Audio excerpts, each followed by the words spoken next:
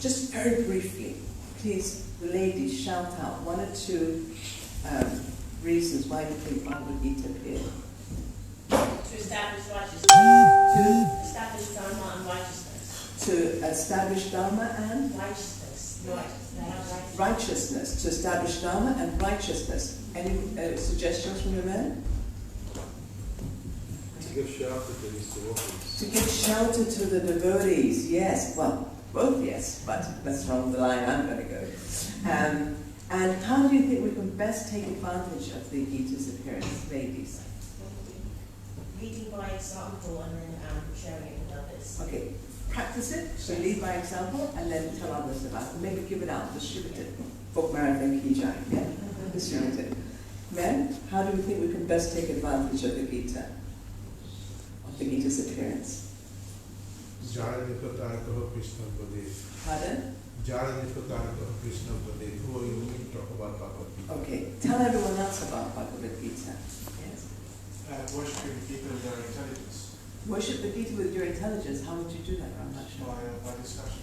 Through discussing the Gita. Oh my God, you guys are just like my thoughts. Okay, so now let's get some evidences. Let's get into the evidences.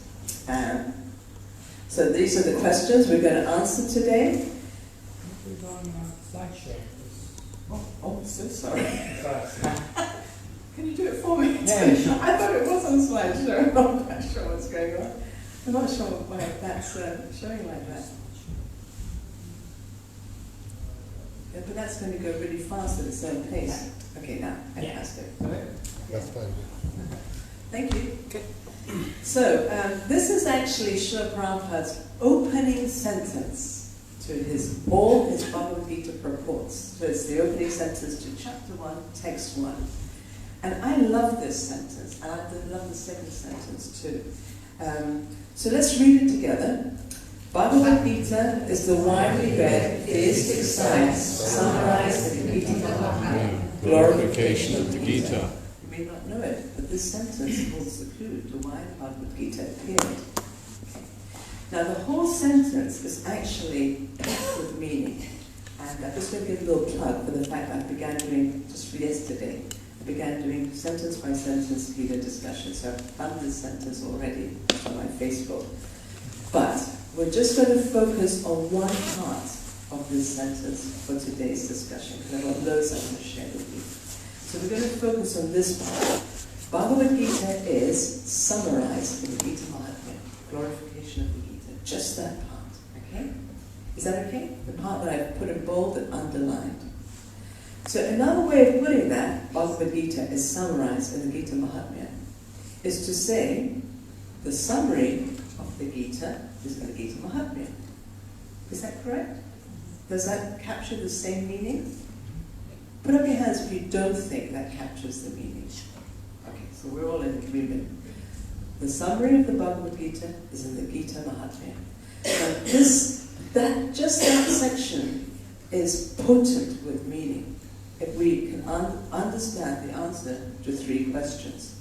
What is the summary of the Gita? What is the Gita Mahatmya Srila Prabhupada is referring to? And where in the Gita Mahatmya can we find the summary of the Gita? Prabhupada doesn't tell us these things just for the sake of filling up space. He's telling us because it's potent with meaning. So, ladies, what is the summary of the Gita? I don't mind if you know. Sarvadharma Prachacha. Gentlemen, does anyone agree or disagree with that? What is the summary of the Gita? Manmana Bhava Mad Bhakta. Manmana Bhava Mad Bhakta. Definitely could be. So let's look. So now this is, if you go to 1866, and you can actually, if you've got your Gitas, go to 1866, you use your databases. But this is from the very first paragraph of 1866. And what is the verse 1866? Sarvadharma Prachacha. Surrender to me, and I will protect you from all sinful reactions. And in halfway down the first paragraph, Prabhupada writes this sentence. So let's read it. We can read together. Now, in summarizing Bhagavad Gita, the Lord says that Arjuna should give up all the processes that have been explained to him. he should simply surrender to Krishna. That surrender will save him from all kinds of sinful reactions, for the Lord personally promises to protect him.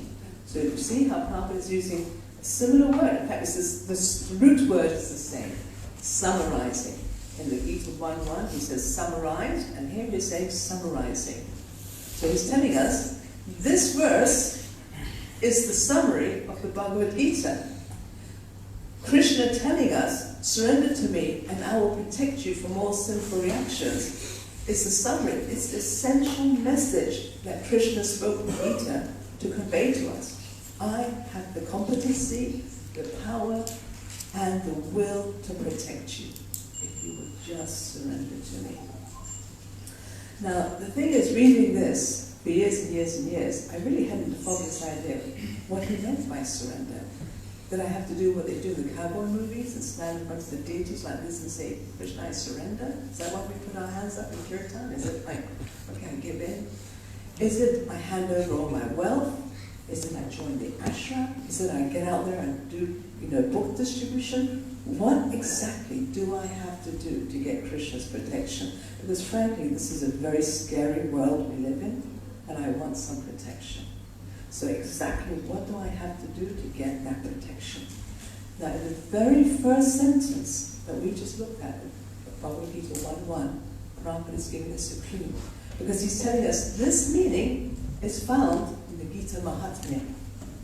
And if we take the trouble to find that meaning in the Gita Mahatmya, we'll get a very clear understanding exactly how to surrender. So first of all, we have to know what is the Gita Mahatmya. I always go to the ladies first because they're not used to speaking, and men are more comfortable speaking, so I'd like to make them speak a little bit first. So ladies, what is the Gita Mahatmya? If you know, I don't mind if you don't say it. Okay, you know. Gita Mahatmya, there are two Gita Mahatmyas. One is by Lord Shiva speaking to Parvati, the other one is by Shankaracharya in introduction.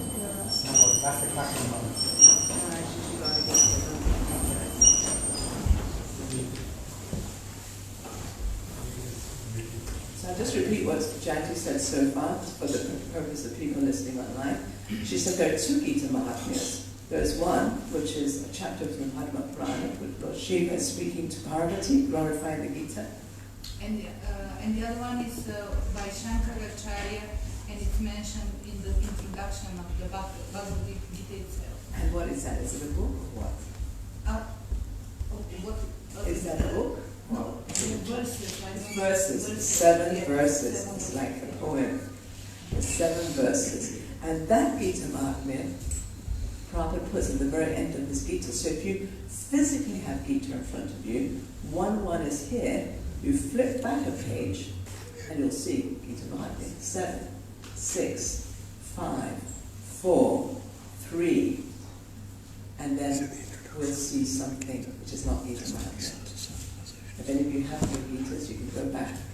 What do you see just before 3? Does anyone know? You go through your Gitas backwards. It's 1866. Prabhupada puts 1866. And then just before 1866, he puts Gita Mahatmya 2.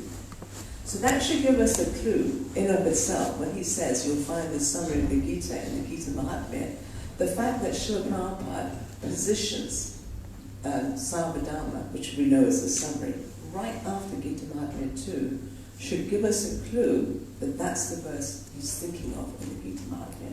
That's the verse he's thinking of, contains the summary of the Gita. So let's have a look at Gita Mahatmya 2. Now I've just copied and pasted this from the Bhagavad-Gita introduction. So we can read it together. Gita Dhyana Shilasya Pranayama Parasya Cha Neva Shanti Papani Purva Janma Kritani Cha. If one reads Bhagavad-Gita very sincerely and with all seriousness, then by the grace of the Lord, the reactions of his past misdeeds will not act upon him. Gita Mahatmya 2. The Lord says very loudly in the last portion of Bhagavad-Gita, 1866, Sarvadharma parityajya mamekam sharanam vraja aham tvam sarva papebhyo mokshaishyami ma sucha. Now, Prabhupada is saying the meaning of Sarvadharma, in 1.1, he's saying the meaning of Sarvadharma is exactly the same as the meaning of this Gita Mahatmya verse. And we can see that in part, because Shankaracharya is saying if you read Gita very seriously and sincerely, Krishna will protect you from all your sinful reactions. And 1866, it says if you surrender, I, Krishna, will protect you from all sinful reactions. So the last part is very easy. The bit that we may have to think about is that he doesn't use the word surrender in Gita Mahatmya 2. But instead, what he's doing is he's giving his explanation of surrender. He's saying, if you read Gita seriously and sincerely, and in the very first sentence of Prabhupada's 1.1 Gita purport, Prabhupada is saying, I approve of this. I approve of his understanding. He's got it right. I agree with him. So now we have a much clearer idea of what we have to do to get Krishna's protection. And we also have a clear idea that that's Krishna's main reason for speaking the Gita. The main reason for speaking the Gita is this is at the cusp of Kali Yuga. Boy, are we guys in trouble. Our food is poisoned, our air is poisoned, our stratosphere is poisoned, our minds are poisoned, our politicians, our news media, everyone lies to us. You know, there is havoc in our world. And Krishna is saying, I'm really happy to protect you. I've come in the form of my Bhagavad-Gita just to protect you. So let's get on with it. I just want to little by the way, I forget what it's called. Table form. So 1866 says surrender to Krishna, then Krishna will protect us. And what does Gita Mahatmya 2 say? You can say it a little bit louder if you like. Yes. What will happen? Yes. So now we're going to go to the second sentence of Prabhupada's purport, Gita 1.1, because even that, we may kind of like make this more difficult for ourselves than it has to be. What does it mean to read Gita seriously and sincerely? We might think, well, it means you have to memorize the Gita, or you have to pass, Bhakti Vaibhava, or, okay, maybe it's Bhakti Sarvabhauma, but you have to do something very difficult to read Gita seriously. You have to memorize at least 30 verses, possibly 60 verses, before you can get Krishna's protection. This is got to be something really hard that just any Joe Bloggs off the streets can't just easily do. So just in case we're thinking that like that, just in case we're making our lives much more difficult than it really needs to be, Prabhupada writes the second sentence.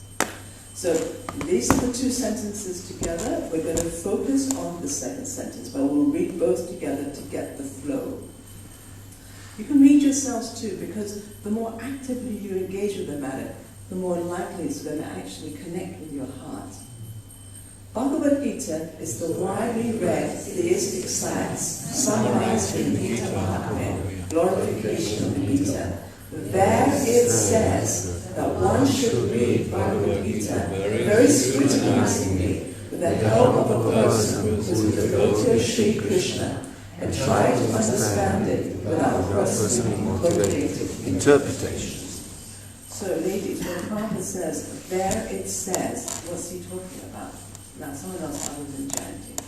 How do you know? What, okay? Oh, is that me? Gita Mahatmya. Which verse is he referring to? Gita Mahatmya 2. That's the verse he's just been talking. That's the one he's just been referring to already.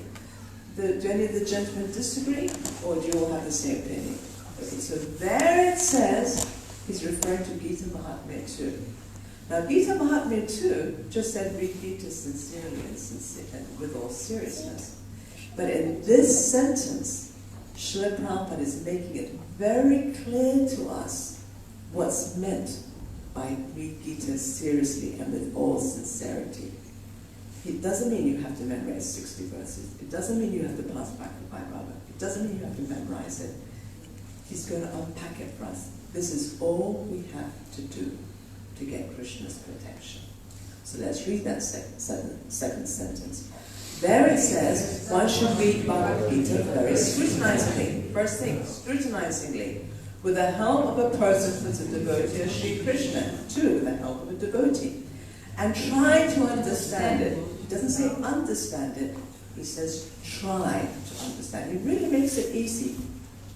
We don't even have to properly, we just have to try to understand it.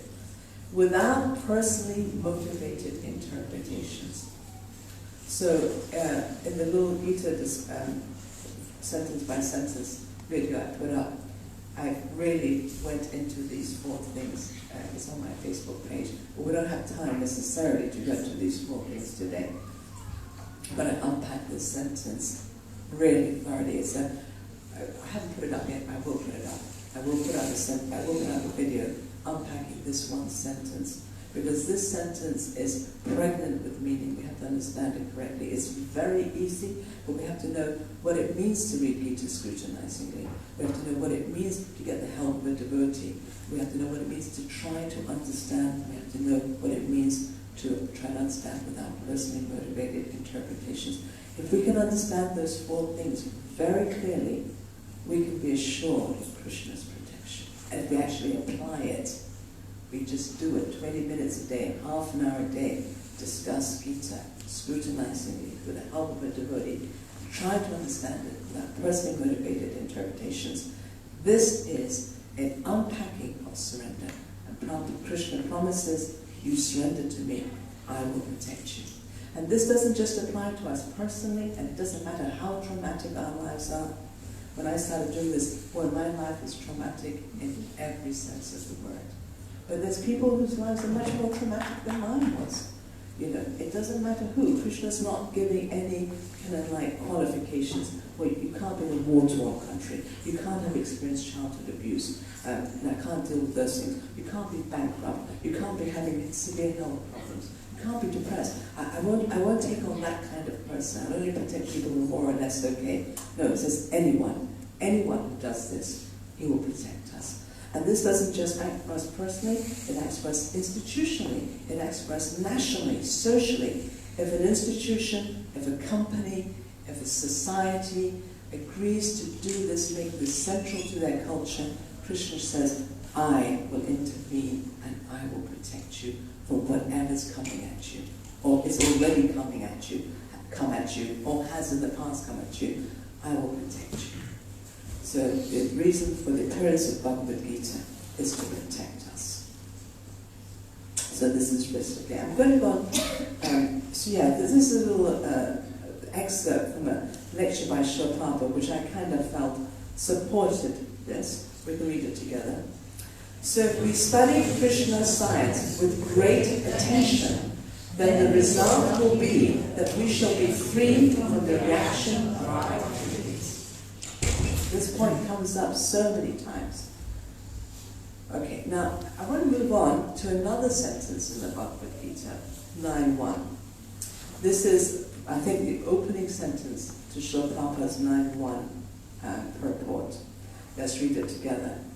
The messages of the Supreme Personality of Godhead are full of potencies, and these potencies can be realized if topics regarding the Supreme Godhead are discussed amongst the devotees.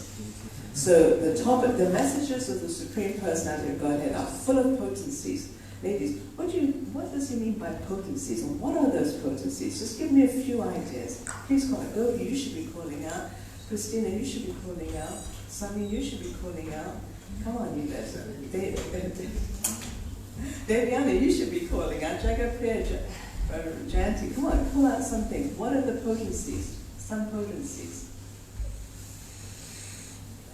Will it free us? Does it have the energy or the power to free us from suffering?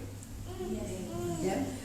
Gentlemen, any other place? So it's got one. It's got the power to free us from suffering. In fact, Nectar Devotion says that's the first thing that happens. If you're connecting, the first thing that's going to happen is your suffering is going to stop. Any other potencies you could be thinking about? Bhagavad-Gita? It cleanses us from. Pardon? It cleanses us from sinful reactions. Okay, it purifies the heart. It cleanses us from sinful reactions. And knowledge and renunciation. It gives us both knowledge and so we'll come. You said renunciation, so we'll start feeling detached. And knowledge, we'll start realizing what we should and shouldn't be doing. We'll have better judgment and we'll be less attached, less addicted. Re-establishes our relationship with Krishna. And it'll re-establish us in our relationship with Krishna. It has the potency to do all these things. But how are we going to activate those potencies? Ladies, from this quote, it's just right there. How are these, are these potencies going to act on us if we just read passively or we sit passively in a class and just listen? How are these potencies going to start acting on us? We have to discuss it. Yes. It has to be discussed. You know, then the potencies begin acting. If you've been in Krishna consciousness for years and years and years and you're still depressed and you're reading your Gita, you're not activating the potency. We have an Improving Ourselves in the seminar, which is sharing all the quotes from Prabhupada about how to discuss so you activate these potencies. And none of it is rocket science. It's about changing some ingrained bad habits we have. And one of them is passive hearing. Not analyzing, not scrutinizing, just skimming over. These are very bad habits that prevent us from connecting with the potencies, the power of the Gita. So that's one sentence I wanted to share with you, but I'd like to share another sentence. Now this is from the second paragraph of Prabhupada's 716 purport. For those of you who know, who are familiar with 716, it's talking about the 4 types of secretionists who surrendered to him. Years ago, when I joined, everyone told me, oh, you're one of the secretionists, you're the guy who's suffering in trouble. And I believed them. And then till the second sentence, the sentence I put large, I read this one day and it connected with me. And I thought, I'm not a secretioner. If you read 716 purport, the first paragraph, Prabhupada talks about the secretionists. He says they were already more or less following the rules and regulations of religious life. I wasn't following the rules and regulations of religious life. I was in a Radhava, But this sentence, let's read the whole paragraph, because this sentence really excites me. I'm getting really excited. So we'll read this whole paragraph. We're going to focus on the bit that starts with as far as the miscreants are concerned. We're going to focus on that. We'll read all of it to get it in context. When these 4 kinds of persons come to the Supreme Lord for devotional service and are completely purified by the association of pure devotee, they also become pure devotees. So he's referring to the secretionists, the people who more or less already follow the rules and regulations of religious life. And there's plenty of such people in our movement. But I wasn't one of them. And that's why I was struggling like anything. Let's read about the second kind of discreteness. As far as the miscreants are concerned, for them, devotional service is very difficult, because their lives are selfish, irregular, and without spiritual goals. But even some of them, by chance, when they come in contact with the pure devotee, also become pure devotees. So let's look at this: selfish, irregular, and without spiritual goals. Spiritual goal is to satisfy Krishna, to be with Krishna. How many of you join authentically because you've had a deep interest to know Krishna, love him, and be with him? How many of you do? Fantastic, because there are secretionists amongst us. How many of you join like me? Because you just wanted to stop suffering. You wanted freedom from suffering. That's not a spiritual goal for you. That's a material goal. How many of you joined because you thought, I can't make it in the material world, but Hare Krishna seemed like a small society. Maybe I'll become a big man or a big woman in a small town. I'm sure I could go that. Okay. So honest. Yeah. So, but desire for position or stability, some material stability, or even desire for freedom from suffering, these are not spiritual goals. These are the goals that we miscreants bring with us. How many of you find it really hard to maintain regulation? You struggle like anything. You go to bed at the same time, get up. Me too, you know. How many of you are basically, I mean, you don't have to put your hand up, but I know I am. I'm basically selfish. There's nothing that I do which isn't somehow or other selfishly motivated. You know, if I see the value in it to me, I'll do it. And if I don't see the value, like when Prabhupada says, you know, we should cook even if we're not hungry, we should cook for Krishna's pleasure. That's not me. I cook when I'm hungry. And then I offer it to Krishna. So if we have these characteristics, we're going to be struggling in spiritual life. But Prabhupada tells us, even some of them, by chance, when they come in contact with the pure devotee, also become pure devotees. So the key to our success, if we're miscreants, is the contact with the pure devotee. Now we have to understand what that means. We have to analyze that. Because contact with the pure devotee doesn't mean to bump into him. Or to have got his book and then put it on our shelves and that's it. We have to know what he means by contact with the pure devotee. If we want to go from being a zero to a hero, if we want to go from being a miscreant to a pure devotee, we have to know the secret ingredient for us. So, we're going to analyze a little bit with evidence what it means to come in contact with a pure devotee. So this is a quote from Bhagavad-Gita 3:25-27 purport. The first one, let's hear it. Read it. Hearing or associating with devotees is the most important function of self-realization. Now, in my mind, this sentence gives us a clue. Contact and association. I think that Prabhupada is using contact to mean association. And in this sentence, he's telling us what he means by association. It means to hear from the pure devotee. Now you may say, I don't agree with that. He's giving us two alternatives. We can either hear or we can associate. I understand it means associate means to hear. And my second evidence is from Bhagavad-Gita 2:9-31. He says, the first is association with devotees. And then in parentheses, what does he put? Hearing. So he's clarifying what he means by associating. When I say associate, it doesn't mean sit down and take prasadam together. It doesn't mean, to go play football together or to whatever, have a little sangha. It means to hear the pure devotee. It means to hear the pure devotee. That's sangha. That's sadhu sangha. And that is the key element that someone who's coming from a miscreant background needs if they want to make it in spiritual life. Without really focusing on this hearing from Srila Prabhupada, we will fall away. ISKCON does have a high turnover rate. The turnover rate doesn't happen amongst the Sukritas. It happens amongst those of us who come from the Disputant background. We come, we struggle, we leave, and we think it didn't work for me. But it does work. It works for everybody. It's come here to protect us. But we just have to know how to take that protection. We have to hear with Srila Prabhupada's purports.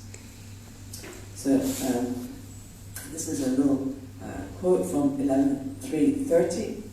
And if we're hearing properly, if we know how to hear properly, this quote tells us the results we should be experiencing. If we're not experiencing these results, then we just need to learn how to hear properly. So let's read this together. One should learn how to associate with the devotees of the Lord by gathering with them to chant the glories of the Lord. This process is most purifying. As devotees thus develop their loving friendship, they feel mutual happiness and satisfaction. And by thus encouraging one another, they are able to give up material sense gratification, which is the cause of all suffering. I'd just like to spend a little time looking at this first. If we're hearing and chanting properly, if we're doing it correctly, this is what we should be experiencing. The first is, we should be experiencing development of loving friendships. How many of us are experiencing loving, fulfilling friendships in the society of devotees. Wonderful, wonderful, wonderful, wonderful.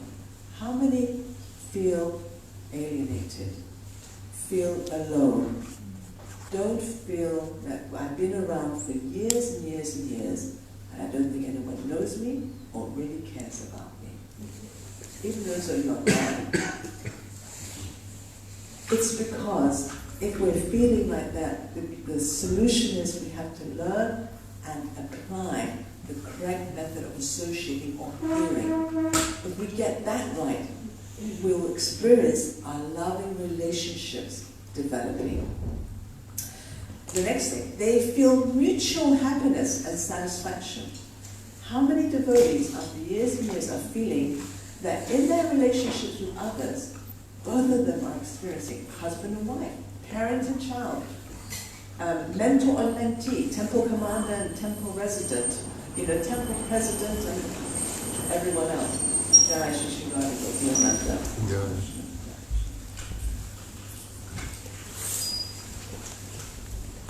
In our mutual feelings, are we all feeling mutual happiness and satisfaction? Put up your hands if you are.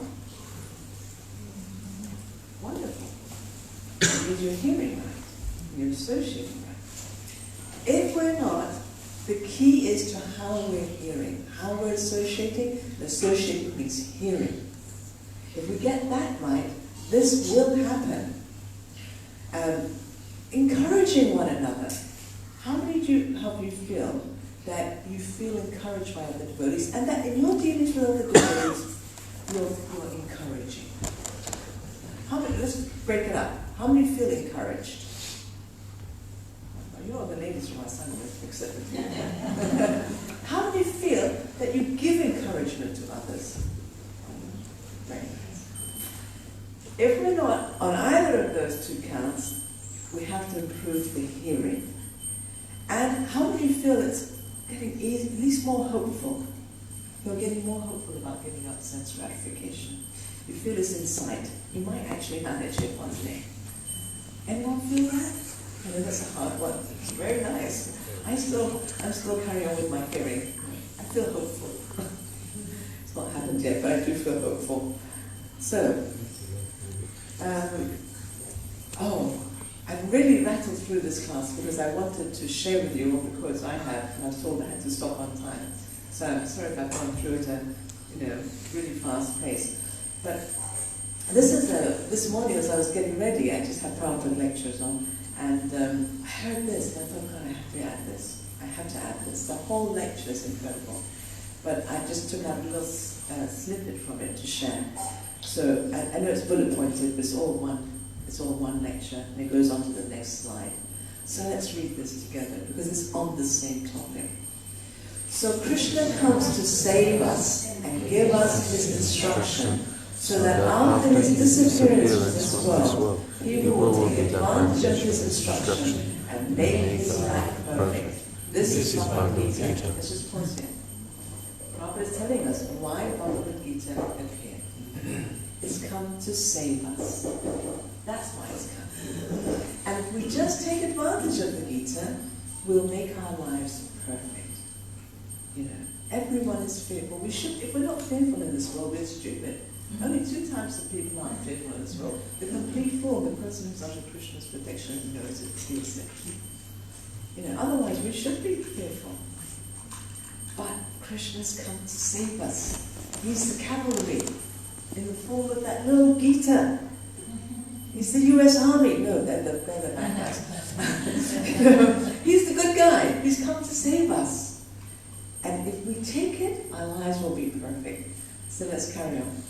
But if we misuse our intelligence and do not take advice from Krishna and manufacture so many plans for prosperity, that will all fail. Moga shamoga karmano moga gyana vicheta shaha. 9:12. But if we think, no, I've got no time for scrutinizing the Gita, I've got no time in my day, I've got busy meetings to go to, I've got work to go to, I've got so many important things to do. These are all my plans for making my life successful, protecting myself. I'm too busy for the Gita. Prabhupada saying, all your plans will fail. They may seem to work while your karma works, but as soon as your karma's run out, you'll be like Prince Andrew. You'll be in the doghouse. You'll be finished. 1 minute you'll be top of the world, and you don't know when your karma is going to run out. None of us know. And we'll fail, because our karma at some point will run out, and we will fail. The material energy is designed to frustrate us, unless we take shelter of Krishna. So if we choose to use our big intelligence for filling our day up with everything but discussing Gita, ultimately all our plans will fail. Those who are thus bewildered are attracted by demonic and atheistic views. In that deluded condition, their hopes for liberation, their fruitive activities, and their culture of knowledge are all defeated. So Prabhupada is giving us the translation of 9:12. Saying, if you think you can make it on your own, you're deluded. This is a demonic way of thinking. If you think you can make it without taking shelter of Bhagavad-Gita, you're mistaken. And your desire for liberation will fail, your big business plans will fail, everything will fail. This is Prabhupada saying lecture. That is mogasha. Moga means frustrated. They will be frustrated. Mogasha. Anyone who does not take the direction of Krishna, then whatever he's hoping, that will be frustrated. Taking direction from Krishna means scrutinizing Bhagavad-Gita. Bhagavad-Gita is Krishna speaking to us. Trying to understand it without personally motivated interpretations, trying to understand it seriously and sincerely, that is the beginning of us taking direction from Krishna. If we choose not to, then all our hopes and plans will turn to dust. Mogasha, Moga Kamana, and whatever he's planning, I will do like this, you will do like that, that will not stay, because the Maya is there. Devi Yeshu Guna Maya Mama Maya Durachaya. Maya will kill all your plans. Mam eviye prapajante, mayam etam tarantite, Bhagavad-Gita 7:14. And then he gives a translation. This divine energy of mind, consisting of the three modes of nature, is difficult to overcome, but those who have surrendered unto me can easily cross beyond it. And if you follow Krishna and do accordingly, then you will not be frustrated. Your life will be successful. This is the philosophy of Bhagavad-Gita. If we want to succeed in our plans for material success, for freedom from suffering, or to even achieve love of God, none of our plans will work if we don't take shelter of the Gita. And all of our plans will work if we invite Krishna into our lives to protect us from Maya, who is out there to frustrate us. This is the most intelligent, highest leverage activity that we can include in our day. I haven't put all the quotes in the slide. Prabhupada wanted husband and wife to do it half an hour a day. So this is our mission, that everyone in your own home do it half an hour a day. We want the devotees in the temple to do it, to not just sit passively in the class like we're now, which is okay, but we need to make separate times for Easter-Gostis, Prabhupada called it. Easter-Gosti, he says, when 2 or 3 devotees come together and discuss the Shastra. If we don't do this, we're just making a stick for our own backs. So, let's give a little plug. We're going to put it on our Sadhu webpage. On that, there's 16 principles, all evidences from Prabhupada. We didn't come up with an idea. We were going through a difficult time in our lives. We began hearing things and we thought, oh, let me try that. It began working for us. We've collated those instructions onto the Sadhu Sangha webpage, some of the principles. We've shared with you the ways that we applied those instructions and how it began working for us under useful tips. We invite you to please look at it. We do give seminars on this. Once a year, we invite you to come to the seminar and take the follow-up coaching. The coaching is nothing is rocket science. It's about changing our current habits, our bad habits. It's like passive hearing, questioning before we understand, bad body language. It's about making our discussions of the Gita effective so that we ignite the Gita's potency to protect us and make us happy and perfect in our lives. I can stop, but I put 5 more minutes, so I'm going to share with you some additional evidences I put in, and then I will stop as soon as 5 minutes go, open up for questions and comments. These are some extra evidences from Prabhupada. These are some of the evidences that really got me going on this discussion. Okay, he told me to stop at 1:30 so there can be discussion for 15 minutes. So I will do that actually, but I think it's so interactive. I was helping through the presentation. So please read this together. Try to always study our books and see our philosophy from different lights and directions. Become convinced yourself of this knowledge, and without a doubt, all of your difficulties of mind will disappear forever, and you will see Krishna face to face. Now, I heard this, and it kind of impacted me back in 1996, or just, that's when I started doing this discussions, basically. And at that time, I'm not ashamed of it, now it's my history. I was quite suicidal, actually. I was deeply depressed to the point of suicidal. Now, you don't have to tell me if you're suicidal, but does anyone here experience depression, anxiety, fear, panic? Prabhupada promises, if you study these books and see the books, scrutinize it from different lights of direction. He uses this phrase a lot, different lights of direction, different angles of vision is another phrase he uses, different perspectives. This is like scrutinizing something. That word came up in the Gita. Look at it from different angles of vision. It's not my way or the highway. It's not one way is right and everything else is wrong. When we come together, we see it from different perspectives. He says, if we do like this, we'll become really convinced that Krishna will protect me, and all the difficulties of our mind will disappear. And it's true, it's worked. It works. And if you're experiencing any difficulty, any depression, please take this seriously. I haven't seen, I see the deities, but to tell you the truth, I haven't seen Krishna, I see deities. But I have faith because the difficulties of my mind have disappeared. If I continue associating with Prabhupada like this, one day in one life, I will see Krishna. Because this first part has come true. So that's one evidence I want to share with you. I don't know if we've got time. This is a long one. Okay. Do we have time to just read one more? Yeah? Okay. So this is from 215 report. Okay?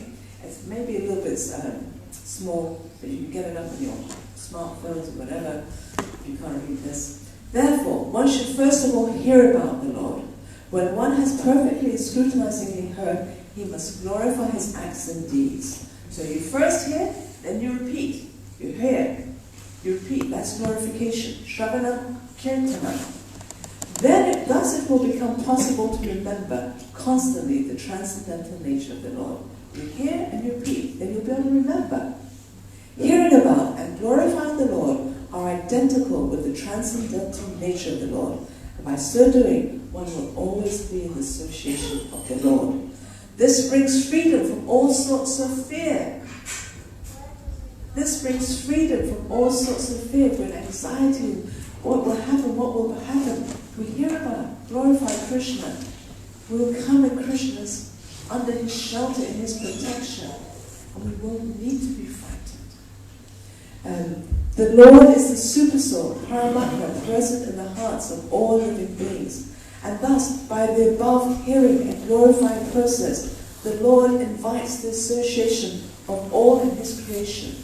This process of hearing about and glorifying the Lord is applicable for everyone, whoever he may be, and it will lead one to the ultimate success in everything in which one may be engaged by providence. Do you hear that? If you're a book distributor, if you hear about glorify Krishna, you become the best book distributor. I think we've got the best one right here. If you're a mother, if you hear about and glorify Krishna every day, do it with your child, you'll become a very good mother. If you're a businessman, if you hear about and glorify Krishna, you'll become a very successful businessman. And whatever you're doing, you don't have to be living in the temple. You'll be outside, but every day you hear about glorify Krishna. Whatever you're doing, Prabhupada says you will achieve success in everything in which one may be engaged by providence. Everyone wants to be free from all kinds of fear, and everyone wants the fullest extent of happiness in life. The perfect process for achieving this here and now is recommended in the Srimad Bhagavatam. Is it true? Do we all want to be ultimate full extent of happiness? Do we want to be free from all miseries? Is it true what Prabhupada is telling us? The Bhagavad-Gita is telling us how to achieve it. The perfect process for achieving this isn't to work from 6 in the morning till 9 at night. That's not the perfect process. The perfect process for achieving this here and now is recommended in the Srimad Bhagavatam, which is uttered by such a great authority as Srila Shukadeva Goswami. By hearing about and glorifying the Lord, all a person's activities become molded into spiritual activities, and thus all conceptions of material mysteries become completely vanquished. You can be a taxi driver, but if you're hearing about and glorifying Krishna every day, your taxi driving will become pure devotional service, and you become free of material mystery. You can be a politician, but if you're hearing about and glorifying Krishna, your governance, whatever else you're doing, you'll go to your big meetings, whatever, will also become pure devotional service. And if you're living in the temple, and you're not doing hearing and chanting correctly, there's another evidence I got on my webpage. Prabhupada said it will become sense gratification. It will become Kami's work. It's not about where we live. It's about, are we hearing about and glorifying Krishna? If we do that, we'll become free from misery. We'll become successful in our endeavors, and all our activities will become pure devotional service. That is why Gita appeared. And the best way to take advantage of the Gita's appearance is to learn how to discuss it scrutinizingly with the help of a devotee, trying to understand without personally motivated interpretations.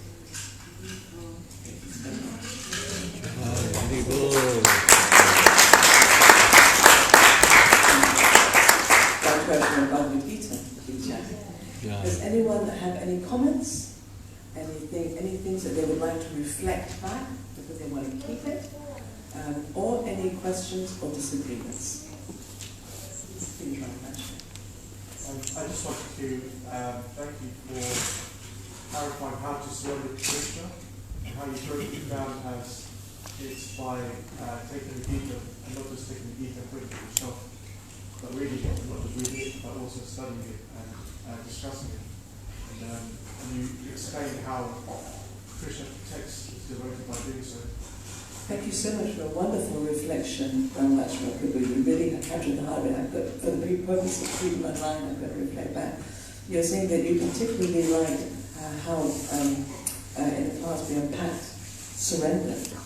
That surrender is based on Prabhupada's own words, that it means to scrutinize the Gita. Not just read the Gita, or not just to get a Gita, put it in our bookshelf, not just to read it, but to scrutinize it, discuss it.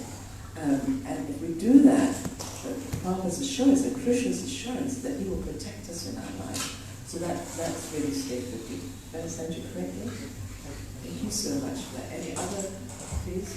I have a problem with trusting myself with devotees, and it's purely because of my past experiences. And I don't know what is classed as pure devotee, and how much trust I can share with somebody.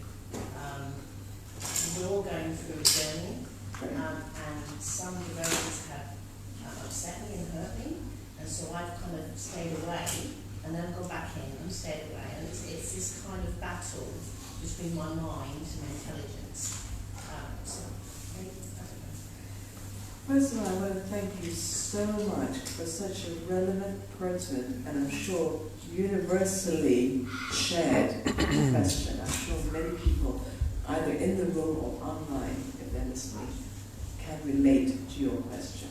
So I'm just going to repeat Mataji's question, and that is that she said that she has a problem trusting who to reveal her mind to, who to share with, because in her experience, she's been hurt by other people who call themselves devotees. And as a result, she withdraws from the devotees, and then of course she wants to come back to Krishna. She goes back to the devotees, gets hurt and withdraws.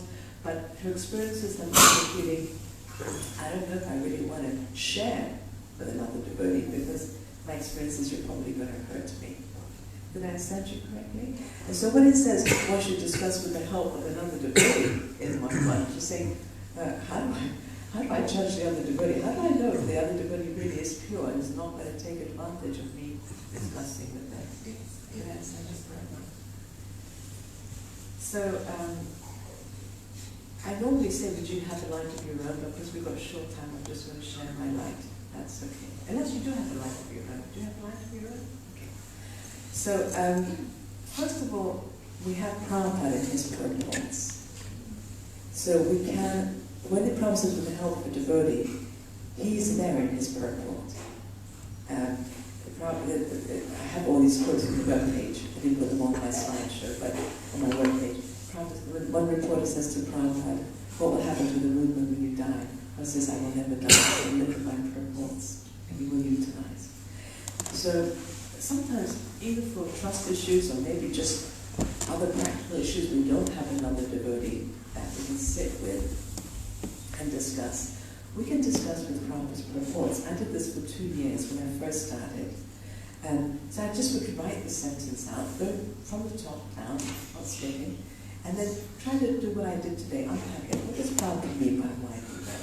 And then put it in my own words. When you write, and there's many evidences where Prabhupada says, writing is like speaking, it's good, because you have to use your intelligence to write it down. So then break Prabhupada's sentence up, and then write down in your own words what you understand Prabhupada's meaning to be. What does he mean by theistic science? Can I put that in my own words? What does he mean by summarizing Gita Mahatmya? Can I put that in my own words? So you can discuss like that on paper and write your questions afterwards. And I have a secret group on Facebook called Shastra Discussion. It's only for devotees who use this method of discussion. I'm not an oracle, I don't know the philosophy, but I like to analyze sentence by sentence. So if you are doing it alone, and sometimes you get stuck with questions, if you use this method, you first do your understanding, and then you've got questions about the sentence, you can speak, and I can put you in that secret group Shastra Discussion group, and you can put your questions on that. But another thing is if we have a partner, if we're married, or we have children, we don't have to do it with someone we don't know in the temple. Do it at home. Prabhupada said, this is our mission. Not that everyone will in the temple. The temple is where you can come and learn and then do it at home. In fact, he wanted husband and wife to do it together. It is the duty of the husband to engage his wife and children in these Shastra discussions. That's not my opinion. That's Prabhupada's opinion. And I've got a lot of these evidences on the webpage. We have some more about this. Prabhupada says to one person, in fact, Tara says, why don't you be a real guru to your wife? Husband means guru pati. Don't be a husband. Don't be a mother. Don't be a spiritual master or worshipful demigod. You cannot deliver your dependents from the cycle of birth. How are you going to deliver them? We can't deliver anyone. We can't deliver ourselves. How are we going to deliver our dependents? By engaging them in discussing Bhagavad-Gita, doing it with them in a way which is pleasant, in a way that they want to keep doing it. So if you don't trust anyone in the temple, you have a close family member, do it with them. If you don't have that, do it alone.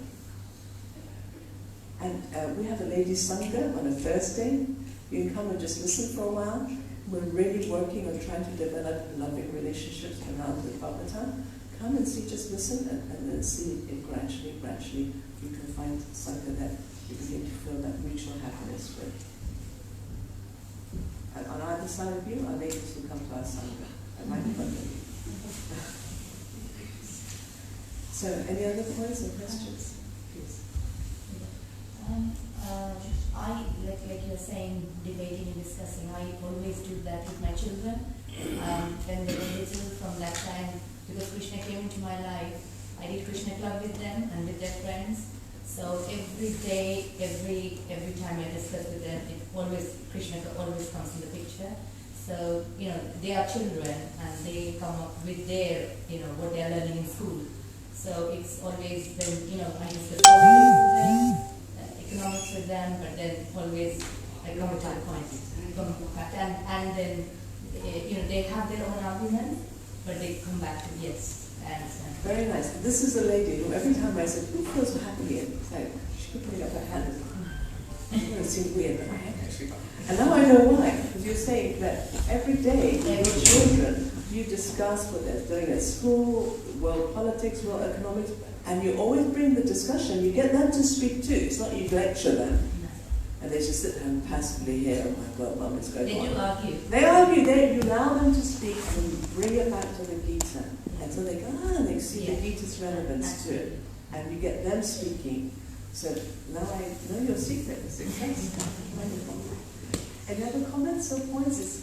We have 5 minutes. If anyone wants to say anything? Otherwise, we will pause. Oh, yes, please, Bhagavad. Yeah, we heard in some of the quotes cited that one has to hear and glorify. Is it okay if someone just hears? Or we need to also glorify? Very nice. They go together. Or? I think Bhagavad-Gita here is a plant. This is something that I should clarify more. Thank you, Bhagavad-Gita. He's saying, we heard this on the quote that we should hear and glorify. And he's saying, are the 2 things necessary? Can't we just hear? If we just hear, is that enough?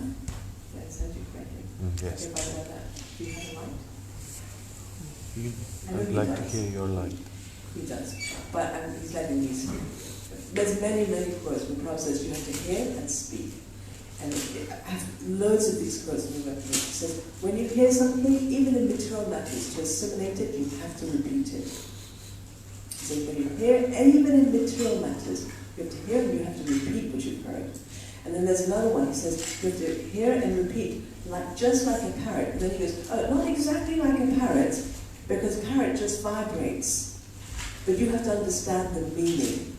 So the way I understood that thing is that we have to repeat Prabhupada's meaning like a parrot in the sense that we don't add anything to his meaning, and we don't take anything away from his meaning to the best of our ability. We're trying not to add anything, we try not to take anything away from his meaning, but we're not exactly like a parrot, we just repeat his words. Because even a parrot can do that. And if we can only repeat the same words, that belies the fact we haven't understood. If we cannot put it in our own words, we haven't understood. We cannot explain it. And if we haven't understood, it's not going to be useful to us in our lives. It's not going to help us. We're not connecting. So there's many, many quotes probably. Prabhupada says, you have to hear and speak. If you've got a database, I've got a database, I can try and find it. You have to hear and speak, Prabhupada says. Hear and repeat. Never passive. Passive hearing, in my view, I've got an agenda about some things, and passive hearing is one of them, is our worst enemy. We come to Bhagavatam class every single morning, and this is our hearing for the day, and it's passive. And we don't do any other hearing, and then we wonder after 20 years, when none of my material desires have gone away, while my relationships with other devotees stink, and I'm losing faith and trust. It's because our hearing is passive. And we don't even go to the Gita class sometimes. Maybe if we did, that's still passive. There has to be, it's okay to have this kind of thing, but there has to be Ishtagostis. That has to be put into our time schedule. Some time for Ishtagostis. Groups of 2 to 3 devotees coming together and actually discussing the Gita. Otherwise, someone spends 5, 10, 20 years in the ashram. If they leave the ashram, what do they leave with? Do they know how to protect themselves? If they've ingrained this habit of discussing Gita correctly, has been ingrained in them during their time in the ashram, when they leave the ashram, they'll know how to take shelter in Krishna. They'll be able to do it in their homes, discuss, and be fully protected by the Lord. Is that happening when people leave? Do they feel fully protected by the Lord? No. It's an omission on our part. Sorry, I'm getting really excited. This is one of my,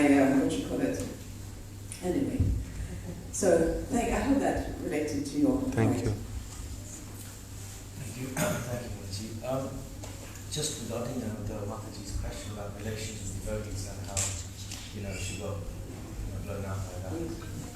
I've heard that a lot actually, like a lot of my friends say that my relations with my non-devotees is more tighter and more loyal than the ones I have with devotees that might, they might even stay with me like through thick and thin more than devotees have had.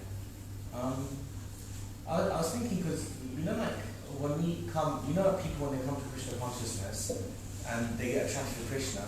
But on a mature level, some could be like very good people, some could be not so good people, but somehow Krishna is attracting them, maybe because of some past sukriti. So I'm just sharing an angle, I don't know what you think about this, is it that when devotees come, right, you know, like when a person comes to Krishna consciousness, you know you're going to get purified. In Prabhupada, for example, you know, like you're under the shower, the water's coming out, all the gunk's coming out, so the anartha nivritti is happening, all the anarthas are coming out.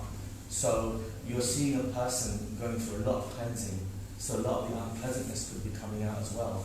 Whereas if you're not in Krishna consciousness, externally it may be nicer, because you're not being challenged, so therefore you can be nice and comforting to other people, because you yourself are not going through the ringer. And even like when often new people, when they come to Krishna consciousness, they can be quite nice and, you know, pleasant. And then you see sometimes when devotees are practicing a long time, then they can get a bit on edge, and, you know, maybe some tension is there because it's coming out. And until one is gone through that anartha nivritti and become a pure devotee, then they're obviously, then that niceness is on a deeper level now, you know, like because they're connected with Krishna. Like, do you see what I'm saying? Is there a possibility that some... reflect back what you're saying. You're saying that you want to respond to Mataji's point about feeling burned out or betrayed or losing trust in devotees. You said you've heard this a lot. One of your friends say this, that they feel that non-devotee friends are more loyal and nicer people than the people they've met amongst the devotees. And you're saying, the way you analyze this is that, devotees are going through anartha nivritti, so they're being really challenged. Their anarthas are coming out, and therefore they're under some stress. Whereas the non-devotees, they just, you know, they want to go for a drink, they just go for a drink, you know, they want to have some illicit sex, they just have some illicit sex. And so there's nothing that's really kind of, they're not frustrated about it, they just give in to all their whims as they like. And so they're kind of cool, easygoing people, because nothing is frustrating them. Whereas the devotees go, stop myself doing all these things, we can become a little bit on edge. But you're saying once we get past this on edge business, then we'll become nice people again. I'm just exploring this as an angle. Like, I'm not, I'm just trying to put it in my words, I'm not trying to be facetious. But then I understand you correctly. Do you have a line? That was the angle I was thinking. Oh, that was right, that is your line. We've just been in Our Lady's Bhagavatam discussion talking about chapter 2, first canto, and the verses from 16 to 21 are talking according to Madhurika Dambini, which is written by Krishna Chakravarti, that's right after your names there, and it's talking about Adoshradha to Sadhusanga. And text 17, Srimatan Swamipata Krishna, was talking about unsteady devotional service. So that's the stage of devotional service where you're doing bhajan kriya, but you know, sometimes your outcomes aren't so good, or you know, you have a little fall down, you're struggling, you're still struggling. You're still first challenged by your analogy. And we were reading from Madhurika Dambini about this stage, and the main obstacles to moving past this stage, one of them, I don't know two of them, so can I discuss two of them, is laya, right? So laya, L-A-Y-A, laya means you're soporific, which I use the word sober sleepy when it comes to hearing. You may chant your rounds, fine, your round, it's also fine, Hare Krishna, Hare Krishna. But when it comes to hearing, you're soporific, you're quite sleepy. And when you come to remembering, you're even more soporific. So we're not going to move past anartha nivritti if we don't get our hearing right. It may be the reason, I don't know. But we're not going to move past that if we don't get our hearing right. If we don't learn to hear actively, if we hear passively. And most times when we're hearing passively, we're not hearing. There's such a thing called pretend hearing. Put up your hands if you've ever done this in a class. The class, blah, blah, blah, blah, blah, blah. And at the end of it, great class. What's it about? It's a great class. You didn't hear. I mean, we all do it. But you can't do it when you have to reflect back, when you have to hear actively, when you have to repeat. Then you get caught out. We know that, don't we? When it says, please reflect, like Ram Lakshmana reflected. So without working on the hearing, and the discussion, we're not going to get past an ultimate meeting. We're going to be like jnanis, frustrated, trying not to do it. And sometimes, worse than jnanis, we'll become pretenders. We'll give in after years. We're like eating or Janmashtami and say, oh, I'm fasting. And we feel ashamed of what people think of us. We can't maintain it. We can't do it. Because we're not actually getting free of these desires. So we'll either become frustrated jnanis or we'll become pretenders. Because we're not going to move past our realities. Whatever the reason is, the solution, according to 11.3.30, is to learn how to clear together, discuss together, and then our mutual loving relationships will develop. Even if we come from a disputed background. I can vouch for that.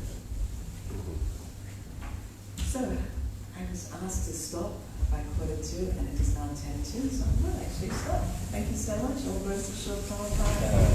Jai. Oh, by the way, I'll give a plug for the Sunday seminar. We'll do another one in 2020. I hope that the ashram devotees will take these seminars seriously and invite my husband to do it, both for the men and for the ladies. I hope the ladies ashram will take these seminars seriously and integrate this discussion into both your daily agendas.